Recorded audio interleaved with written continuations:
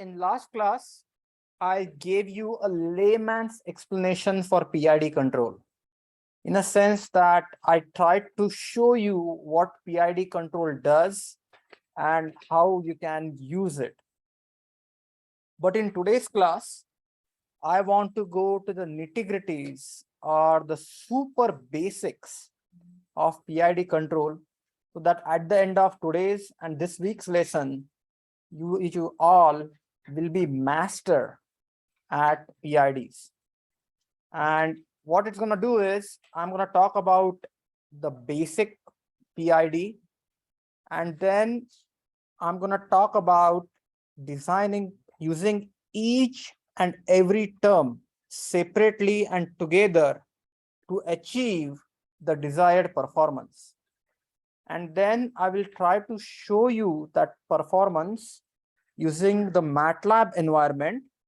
And I also have a test apparatus, which is called TC Lab. I would actually show you the demo with TC Lab so that you can actually understand how those PID gains work in actual practice.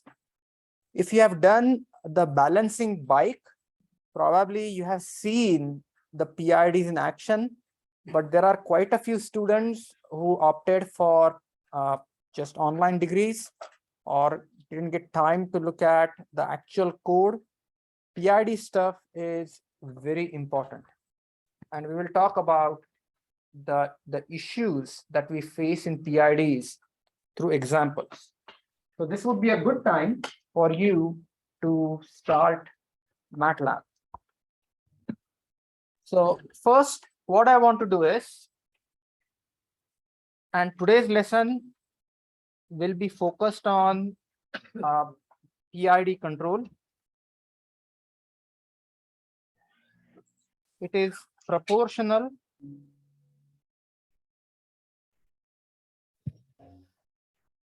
integral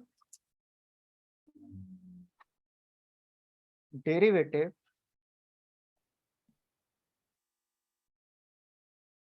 control. Now let me set up the simple problem. Say I have this open loop system.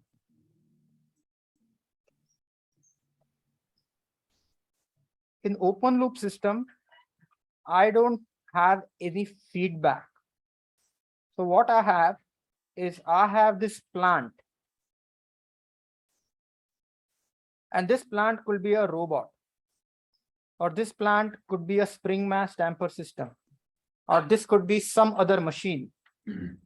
You supply some input, and once that input is fed to the plant, you get some output. Now, typically, the plant can be expressed as a differential equation. It can be expressed as a difference equation, or it can be expressed as an algebraic expression. For an example, if you have a spring, just spring. So if you apply force, force is your input, then you get some amount of deflection. This deflection is your output. So basically what you have is you have force as input that is getting multiplied by this plant function, and you are going to get the output, which is deflection. So this is something like 1 over stiffness, which is called as compliance.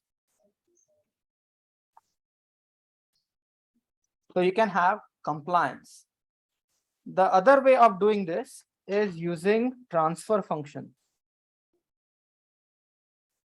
And we spent some time in last class talking about what the transfer function is.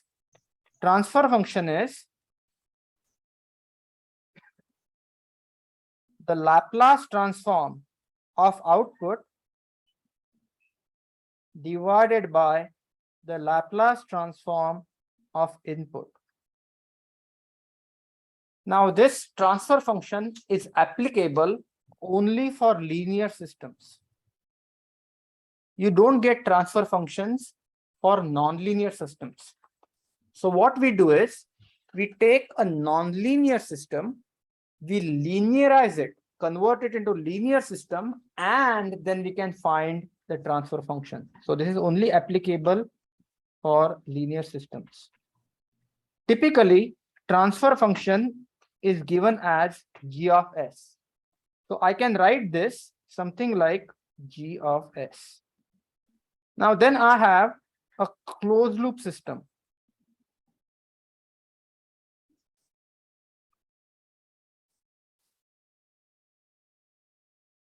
So in closed loop system, what I have is I have the input, then I have a summing junction, then I have this plant, and this plant I'm going to express as transfer function, which is g of s, and then I have output. So I'm going to call input as u of s, output as y of s, and then part of this output is fed back. And then what you have is you can have a unity gain. Unity gain means, so it could be a unity gain, unity feedback. Simply means h of s is equal to 1 plus minus. And this is how this transfer function or block diagram looks like. This is called as the block diagram. So what I want to do is I want to identify at each stage what is happening.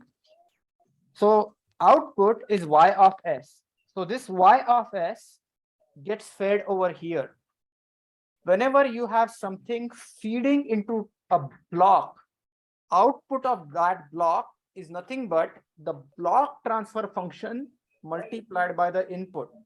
For an example, this y of s is getting fed into h of s. So output is going to be h of s times y of s. Everyone okay with this? Here you have u of s that has the positive sign, and h of s, y of s is on the negative end of the summing junction.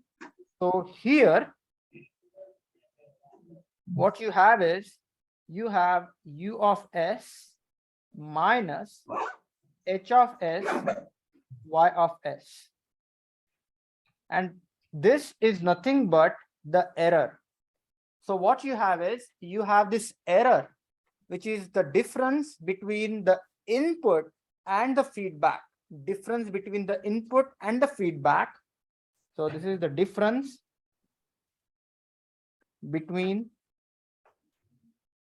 input and feedback gets fed into this g of s. Now please understand, as it comes out from g of s, this error gets multiplied with g of s. So what I get over here is g of s multiplied by u of s minus h of s, y of s. Now please understand, this whole thing is nothing but y of s. So what I have is, and I want you to understand this important relationship very carefully, I want you to look at this point. Okay, look at this point.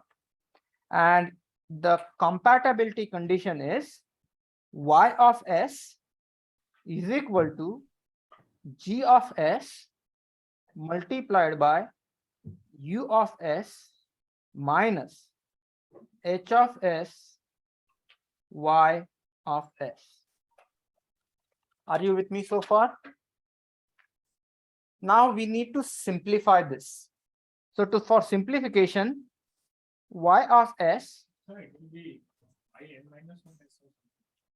Because both y of s will be same. Yeah, y of s will be same. Y of s is equal to g of s multiplied by U of S minus G of S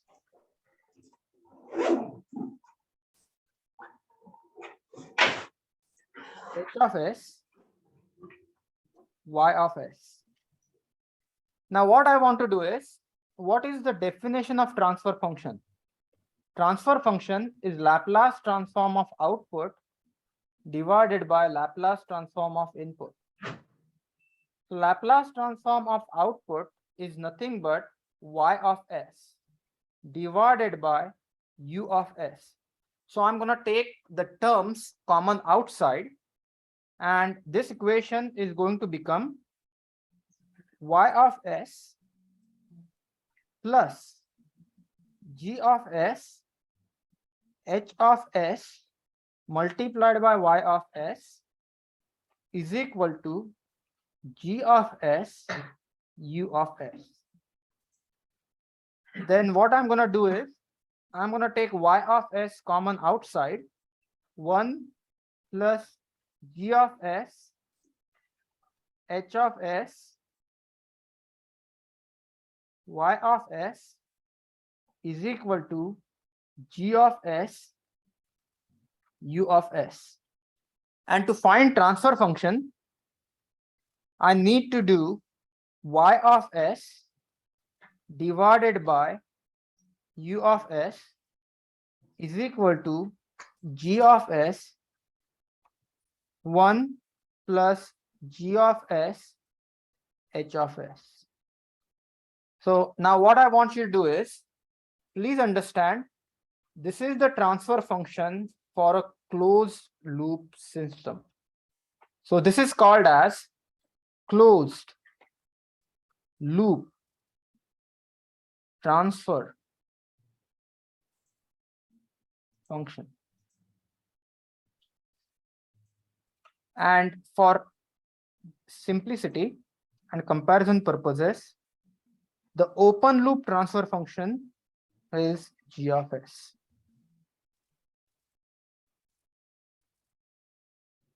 Can you repeat what G of S and H of S mean? H of S is the transfer function of the feedback, and G of S is the plant transfer function. So G of S is the plant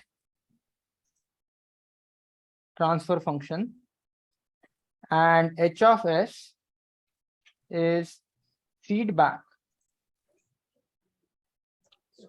transfer function.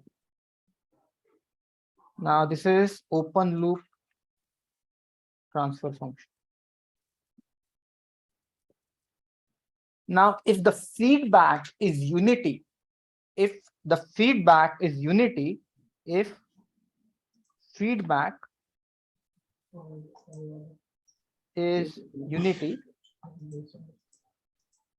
of S is equal to 1, and the closed loop transfer function becomes G of S is equal to 1 plus G of S.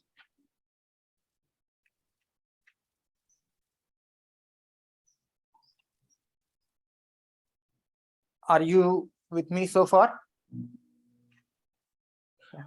How do we evaluate it? Okay.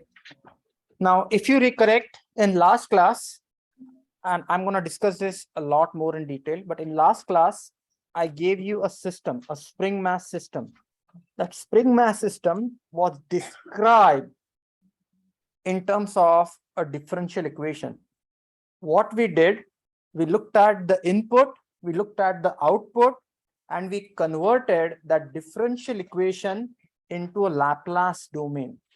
And then finally, we arranged that differential equation, which was converted into the Laplace domain, in the form of Laplace transform of output divided by the Laplace transform of input. That gives you the transfer function. Everyone understood this? If it's an open loop transfer function, there is no feedback. If it's a closed loop transfer function, there is feedback. Now, I want to tell you that sometimes this concept is not easier to grasp, like how these G of S and H of S are implemented in practice. I give you a very simple example. Imagine you're driving on 202, the speed limit is 65. But hey, you got this new car, maybe Tesla, and then you want to, you are in maybe ludicrous mode, and then you want to slam on the gas, there is no gas, slam on the pedal, and then you are driving at 100 miles an hour on 65. And there is a cop car with a radar gun. Okay, so it's a Doppler radar. Doppler radar measures velocity. Okay, Doppler radar measures velocity. Now imagine you have this car, which is a vehicle, which is a mass, which is going at say 100 miles an hour.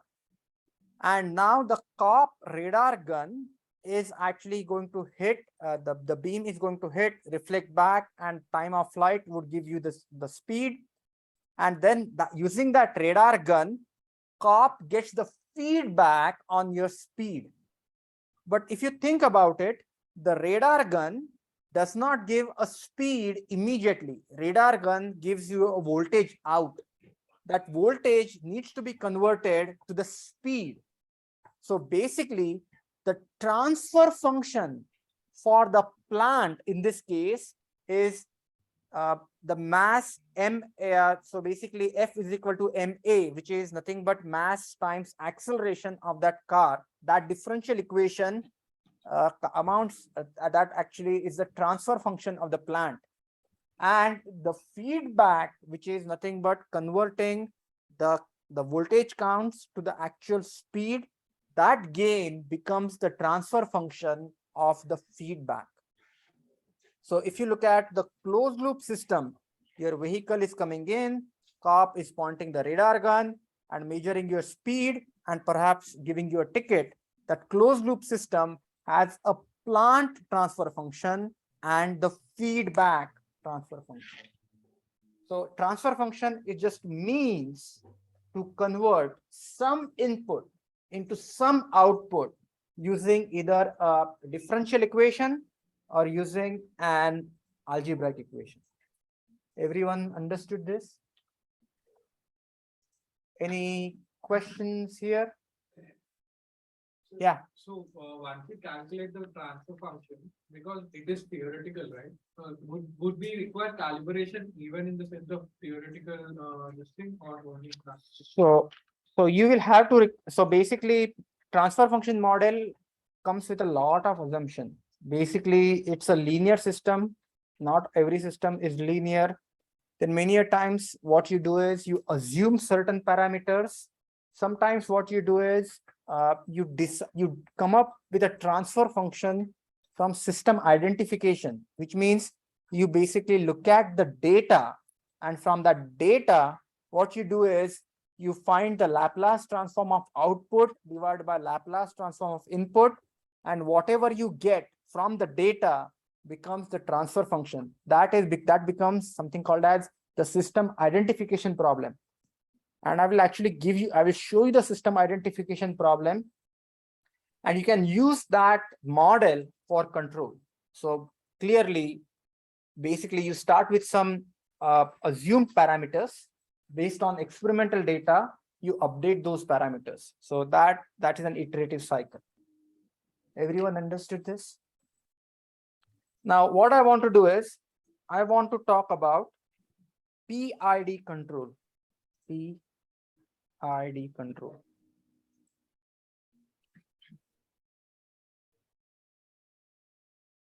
Now, why this control is so popular, and what is the physics behind PID control? Now, I want you to remember this. If somebody asks you the question about PID control in an interview, to crack this interview, this is the answer you should give. PID control provides control based on the current state of the system, the past state of the system, and the future anticipated state of the system. What do I mean by that? If you look at P term, P is indicative. P is indicative of the current state. PID control, the control is proportional to the current state. So P is nothing but the current state of the system. Now, the history of the system is captured to the integration term. What is that integration doing? Integration is, if you think about it, what is integration? Integration is nothing but sum total of all the mistakes in the past. That is experience. So basically, integration term is based on the past states, because what you are doing is you are integrating the mistakes from the past. So you get integration. And derivative is dependent on the future state. Why is it called future state? Because if your trajectory is going up in future, your derivative is positive. If your future is going down, your derivative is negative. So PID control is powerful because in essence, it is capturing the current state to compute the control, past mistakes to compute the control, and future direction to compute the control. So proportional is current state.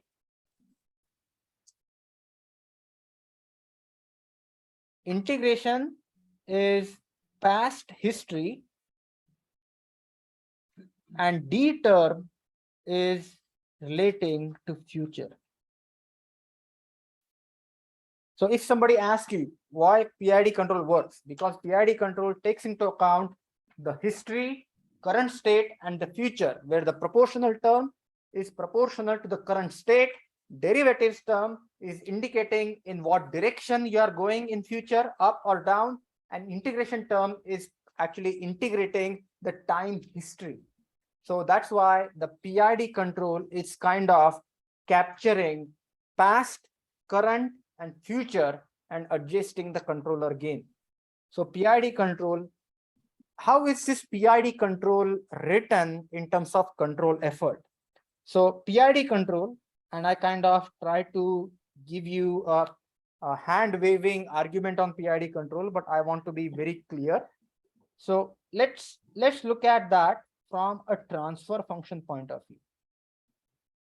So I have this G of S, and I have this feedback, and my feedback is unity. And there is this controller term. So this is the controller term. So this is PI, this is actually the controller term. So what I have here is, I have this Y of S, I have U of S, and then I have this negative, and I have this positive. So this error term here gets fed to the controller. So the U of T, which is the controller term. So I need to write this down. I need to be specific. Controller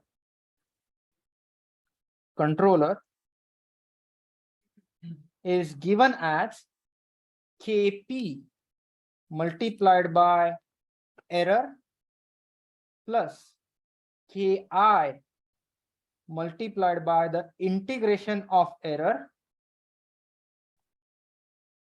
and Kd multiplied by the derivative of error. So Kp is the constant that is multiplying the error itself. Ki is multiplying the integral of the error from the past, and Kd is multiplying the derivative or rate of change of error. And then what we can do is we can convert this whole thing into Laplace domain. So this is the control in the time domain, and in Laplace domain this will become Kp, E of T will become E of S plus Ki integral term will become S times E of S, and KD will become E of S. Sorry, integral will become 1 by S. And derivative will become S E of S. So if I were to write this PID control, it's gonna look like Ki divided by S plus Kd multiplied by S.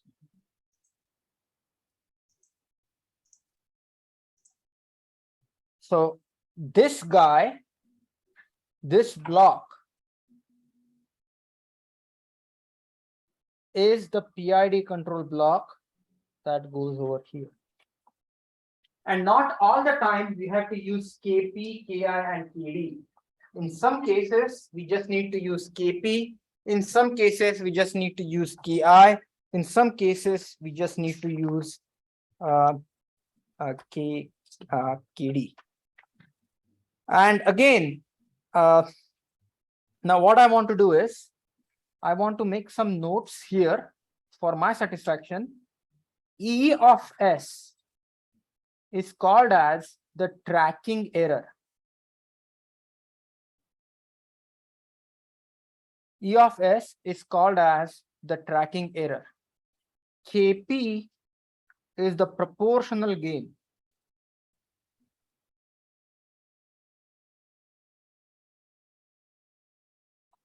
Kd is the derivative gain.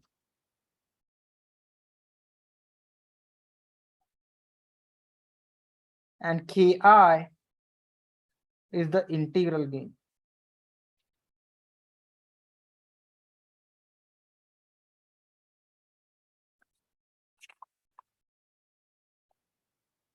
Now, what I want to do is, I just want to kind of let's do this thought exercise and try to understand what are the effects. What is the effect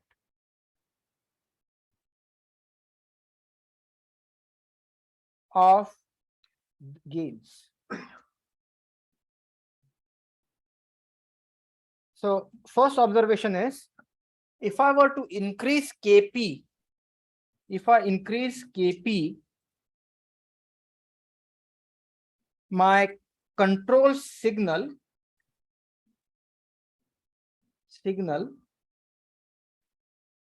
increases.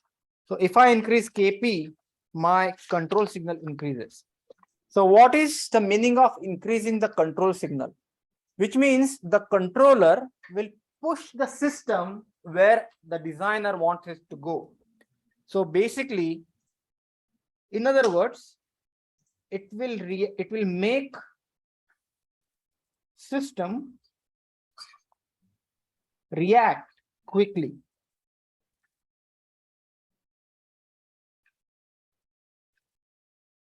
But when you are asking controller to react quickly, what it means, it also, and this is the drawback, it increases the overshoot.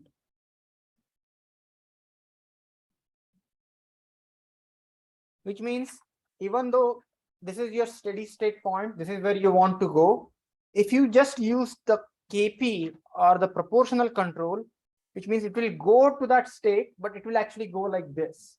So it will go up and then come down. So it will increase the overshoot, and increase overshoot is not a good sign. The other thing what it can do is, it can reduce but not eliminate. It will reduce, not eliminate, steady state error.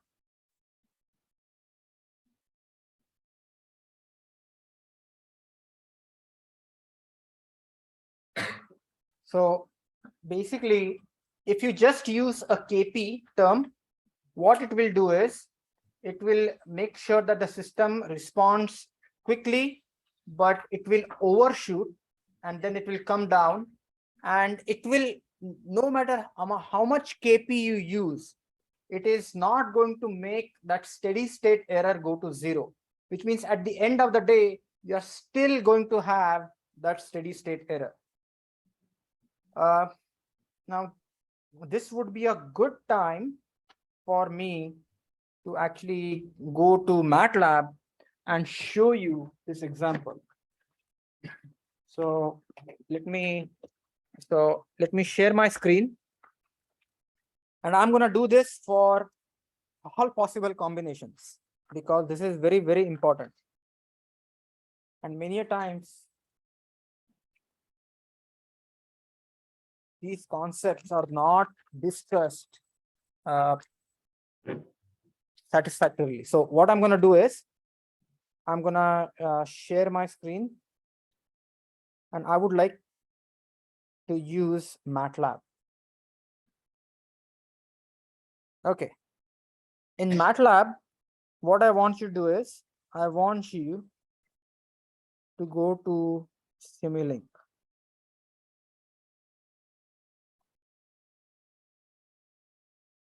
In Simulink, go to block diagram, and what I want to do is I'm going to use my board. I want you to think about this system. This is a spring mass damper system. It is a spring mass damper system. This is mass M. This is spring stiffness K. This is damping coefficient C. And then this is the external force U of T acting on this mass. Please don't talk. And then I'm interested in finding out its displacement, which is Y of T.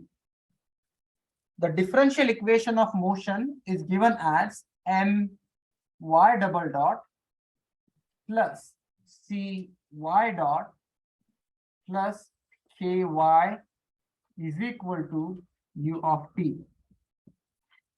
I'm going to convert this differential equation using the Laplace transform into an algebraic equation.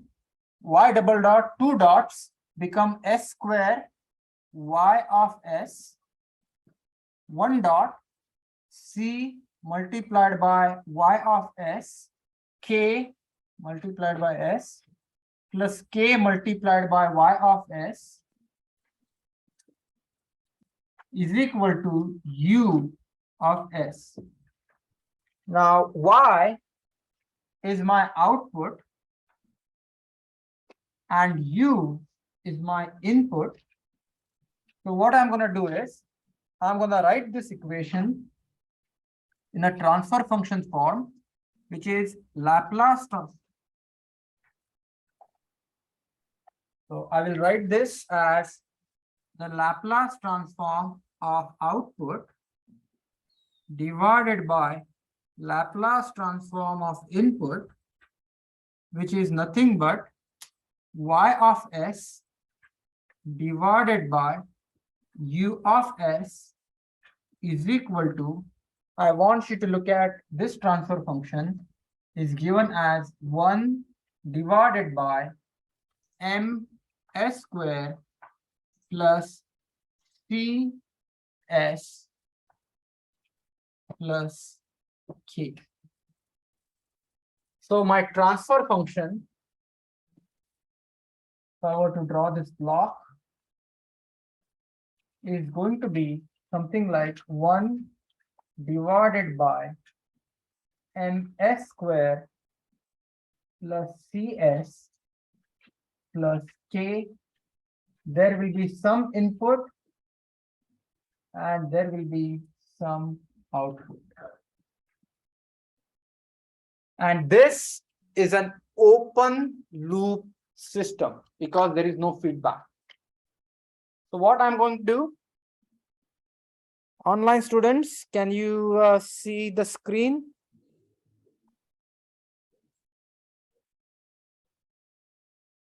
So can you see the screen here? Okay. So what I want you to do is, I want you to go to Simulink, go to library browser, and I want you to grab this scope block, go to Simulink, go to continuous, then I want you to find the transfer function block, grab over here, and then I want you to look at the sources, and then I'm going to do a step input, which is over here.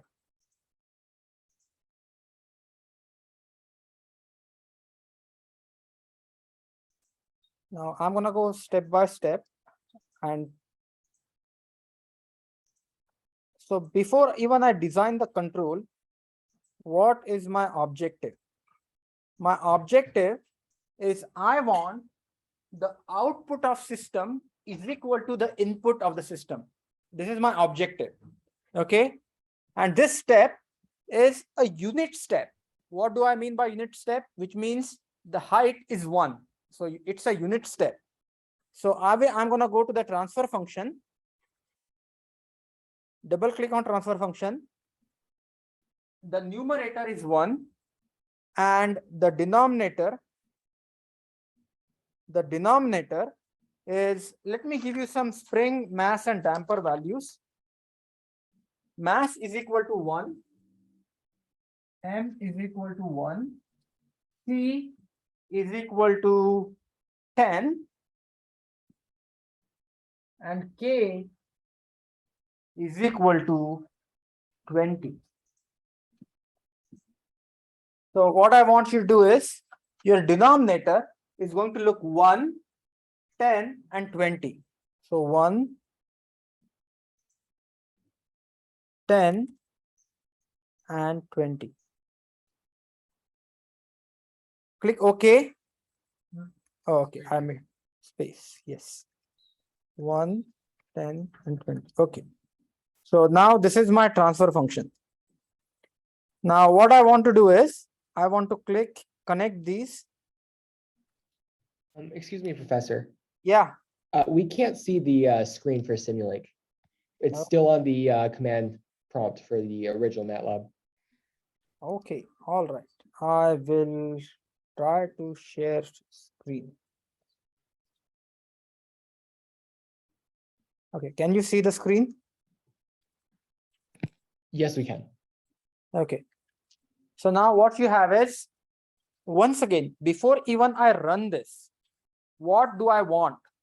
I want whatever my input is, I want the same output, same input should become output. Somehow my input should be equal to my output. So now I'm going to run this.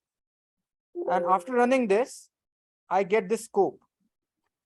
Now this scope is telling me is my response of the system is getting to 0.05. What does that mean? Which means even though I'm supplying 1 unit, at the end of the day, I'm only getting 0.05. 0.95 is gone. Everyone understood this?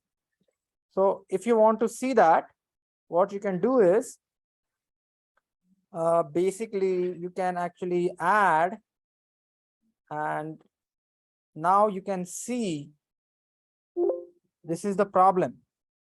So my input is shown in yellow, but my output is shown in blue, which means the system is not behaving the way I want it to behave. I'm losing 0.95%. So what I want to do is, I want to add a controller that will make sure that my input, which is 1, so my output equals to my input. Everyone understood this? That is what I want my controller to do. So I want my controller to improve this system response. So what I'm going to do is, I'm going to copy this.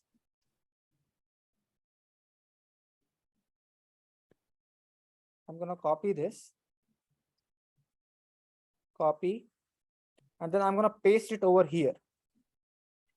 And I'm going to add a control term, and I'm going to add a proportional control term. How do I add a proportional control term to this system? I'm going to do a unity feedback. So this is plus, minus. This is the transfer function. This is the proportional gain, which is Kp. This is the same transfer function, which is 1 divided by ms square plus cs plus k. Grab this from here and put it over here. So this is my input. This is my output. So what has happened is whatever my error is, so as you can see, this is the error.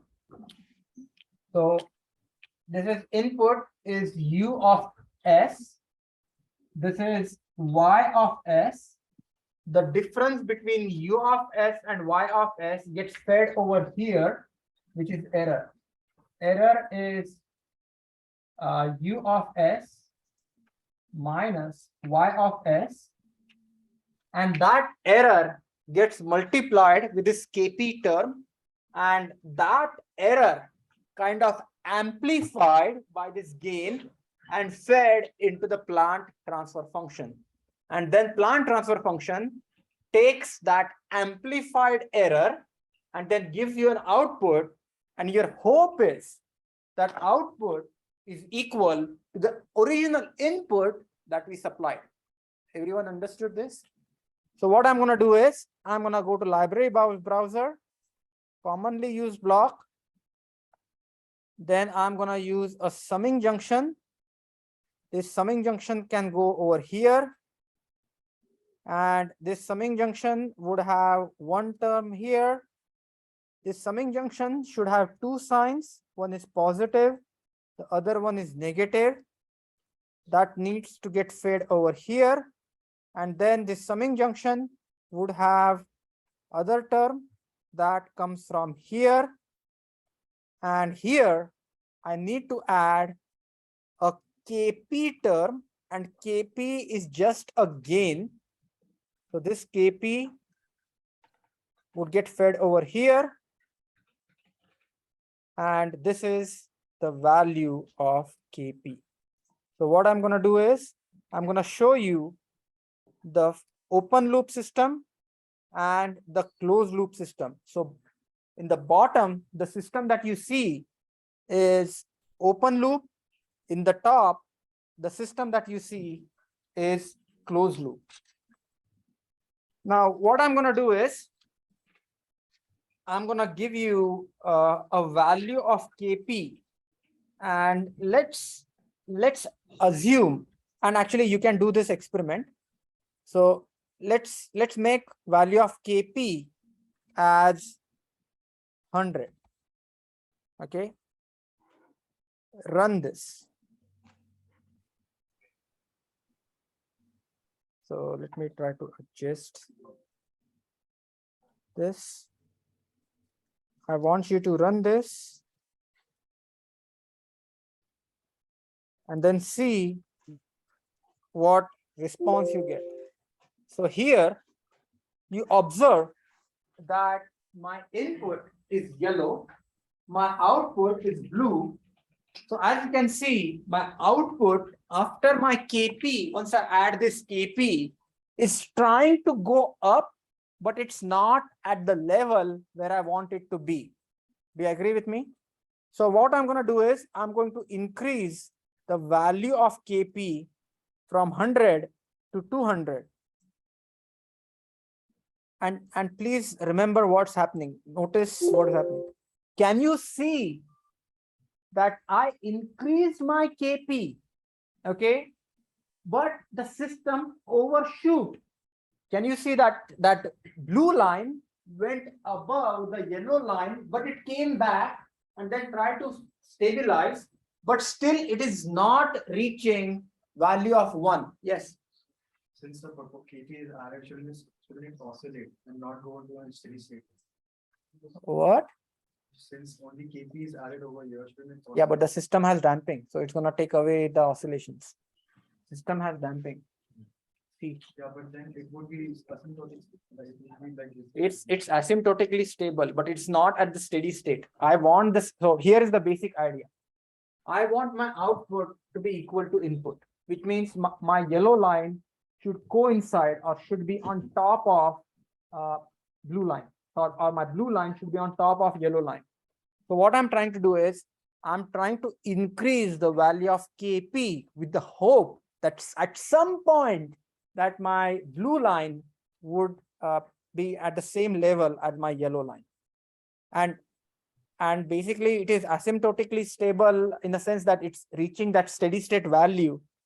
So, but I'll answer this question in just a second. So 300, try what happens with 300 and then run. Now this is my uncontrolled, no control, open loop. And can you see that now my overshoot increased, but still it is trying to reach that it's at 0.95. So what I'm going to do is I will try to increase this even further. And this is very interesting. I will try to make it 500. I will try to make it 500. Can you see that my overshoot went all the way up to 1.4, but still my yellow line has a little bit of gap from the blue line, which means I have steady state error. And I would encourage you to try the KP value of 1000, 2000, 3000 and convince yourself that no matter what KP you add, the system is going to have steady state error. But in this case, our input is displacement. We ask system to move one. Our input U of t is external force. We are forcing it by 1 unit. We are forcing the system by 1 unit. But what I want is I want my output also be equal to 1. The force. Force, the displacement would also be 1. So what I want is my input here is U of s. This is 1. And I want my output also to be 1. But it's not. So what I'm trying to do is I'm trying to increase the value of KP further and further and further and further with the hope that my output, my output tracks or reaches input. But that is not going to happen. Second question, is it possible that controller is open loop? Ulta, Or what? open loop? The Put con- controller in. this controller, Yeah. this controller has this loop. So this Only control, only for closed loop system. yeah, an open loop system. If you look at the response of the open loop system, as you can see in open loop, this is the system response, and that is the input. So in open loop, the system is going to 0.5, below 5 times. Can you see that this is the output when the system is open loop? So when the system only has, so this is on the left hand side, what you see is the open loop response, and the right hand side you see the closed loop response. Everyone understood this? Any questions? But yeah. So like even when we are increasing the KP value, it's moving more towards the original value input. Yes, but it will never reach that value. So till what point should we go? You can go as much point as you want. It's never gonna go. So now can we keep it at 500 only? You can keep it at 500. You can keep it at 1000. But the problem, the issue here is your overshoot is going to increase. So which means even though you will reach that steady state error, which is the difference between the input and the output, will go down. I mean, there will be less and less and less and less, but your oscillations would increase. Your overshoot will increase, and that is not desired. So many a times what you want to do is you have multiple requirements, and we will meet those requirements a little bit later. Like you want steady state error to be 1%, but you don't want overshoot to be more than 10%. That system should not oscillate back and forth. Imagine a case that you're driving a car, and your brake system is like you apply the brake, but the brake system, the car overshoots and then stops here. That is not acceptable, right? You want it to stop before you reach the obstacle. So you have system requirements that will ensure that actually make those requirements you have to ensure are satisfied. Everyone understood this? So, but the oscillations can be controlled using the derivative control. Right. Now next thing is, now what we are going to do is we are going to add the derivative term. You want 10% of the overshoot, then how are we gonna control it? Yeah, so basically we are not at the requirements yet. So let me first discuss each and every control, then I have to discuss the effect. So please understand, every term has some good points and bad points. So everyone understood with the proportional gain, we saw that the system responds quickly, but system overshoots, and no matter whatever is the value of Kp, you are not going to get rid of that steady state error. So what now what I want to do is I want to get rid of the steady state error, and actually I want to minimize the overshoot. And for that, I'm going to add a derivative term. So now what I'm going to do is I'm going to copy this. So this is the proportional control, and I'm going to paste it.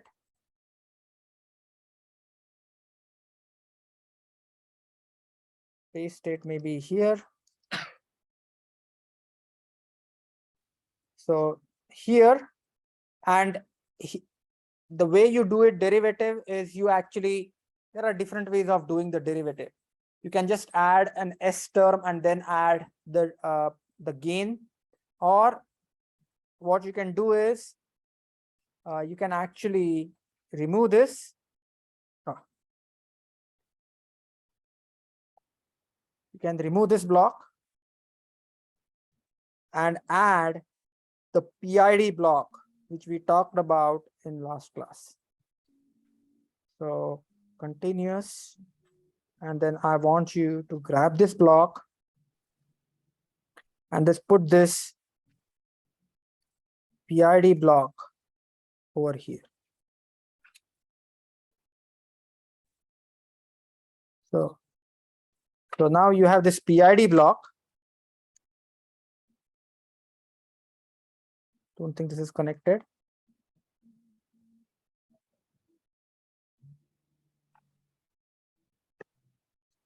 Okay, go to the PID block.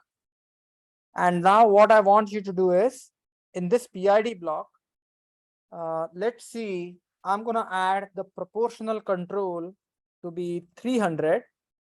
I'm going to add my derivative control to be 0. And I'm going to add an integral control to be 0. And I'm going to add my derivative control to be 10. So now I have this control that is just P and D, no I.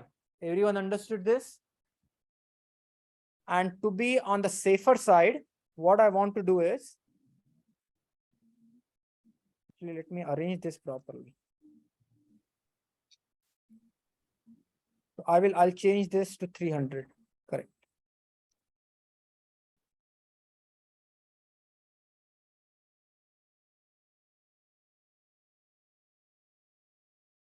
It's better if I actually make it neat.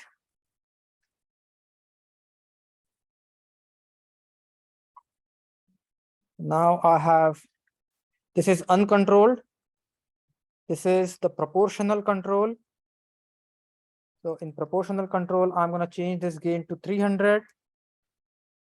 And then I have this P and D control.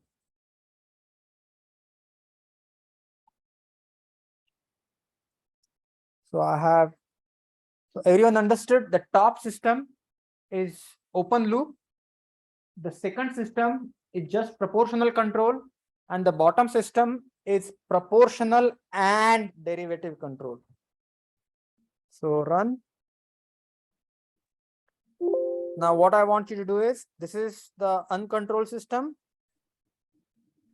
This is the proportional control system. And this is the proportional and derivative. So can you see the difference between these two controls or these? Yeah, so uncontrolled system. This is the uncontrolled system. This is the proportional control, and this is proportional and derivative control. Can you see that the oscillations that you observe in proportional control are now minimized by the derivative control? But the problem here is, you will see the steady state error has increased. Are you with me so far? No? Okay. I need to.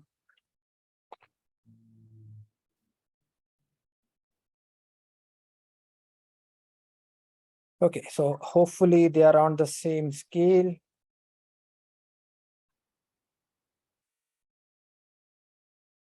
So you can see here, this is on the left-hand side, that is proportional, and on the right-hand side, which is proportional plus derivative. So can you see this distance is basically 0.8, somewhere between 0.9, and this is, you can measure this if you want to.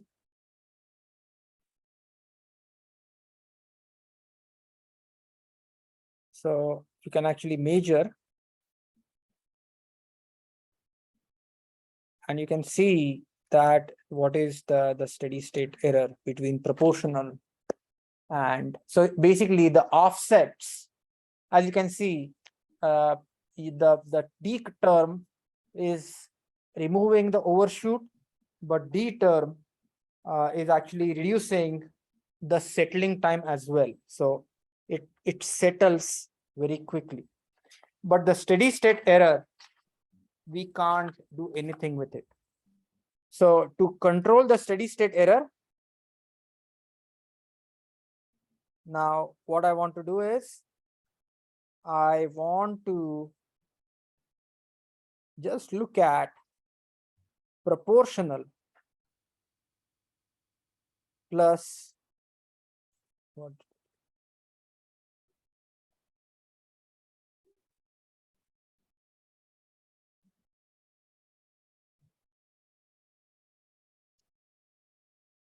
Okay, so what I'm going to do is, this looks nice. What I'm going to do is, I'm going to grab the same system, copy it, and then I'm going to make it proportional and integral. So go back to PID gain, and then take the derivative term out, and then make it, just I would change this KP to 30 and add the integral term to 70. So click OK. So now what I want you to do is, the top system, this guy is no control, proportional derivative control, and proportional and integral control. Run. And now I want you to see the effect of proportional plus integral control. Can you see that with proportional and integral control, now your system is tracking your input quite well? Are you with me so far? Now, the problem here is something called as the integral windup. What that means is, okay, let me show you the effect of integral windup. So what happens is, if your input is changing signs, then what happens is, over the period of time, that teeny tiny difference gets amplified. So that teeny tiny difference gets amplified, and that teeny tiny difference which is amplified, that gets even further amplified by the integral term, and that leads to destabilization. So what I want to do is, to demonstrate integral windup, I want you to copy this, paste it over here, and then change this. Let me see. Final value initial. Change this guy. Add some sinusoidal input to it. So along with the step input, I want you to add a sinusoidal input. So go to library browser and go to source. And then what you can do is you can add some type of sign, or you can add uniform random number too. So you will notice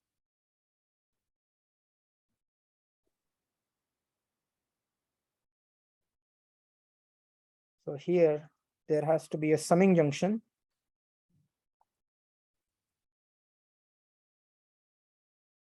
Summing junction should go here.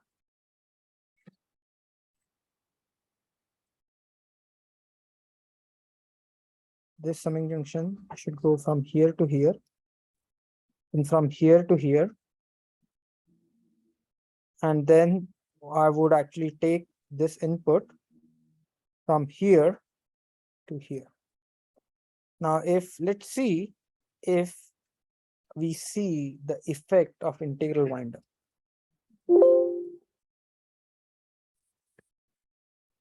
Can you see?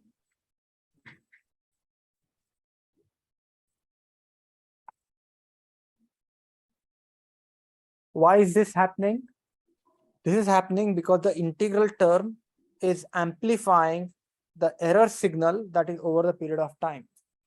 And you can try, you will see that blue line will never be able to track the yellow line. So what do we do with something like this? So what we do is we turn off the integral term till the output is very close to input, and then turn on the integral term when the error between the output and the input is very small. So we don't multiply that amplification effect. And the last but not least is using the complete PID. So copy this.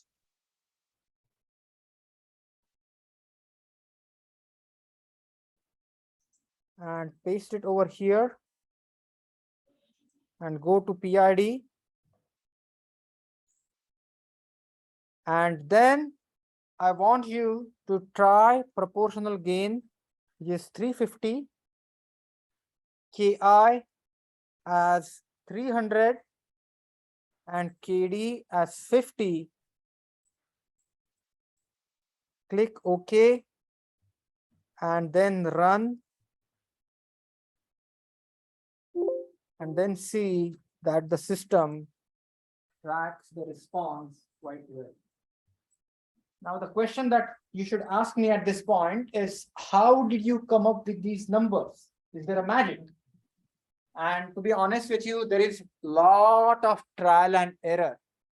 But the good news is, inside MATLAB, there is a toolbox which is called PID tuner. That PID tuner will tune the KP, KI, and KD values for you. I'm gonna stop here, and in next class, I will show you how you can use the PID tuner to find out what values of KP, KD, and KI should I use to achieve the desired performance. I'm gonna stop here, and I would be happy to answer any questions you may have.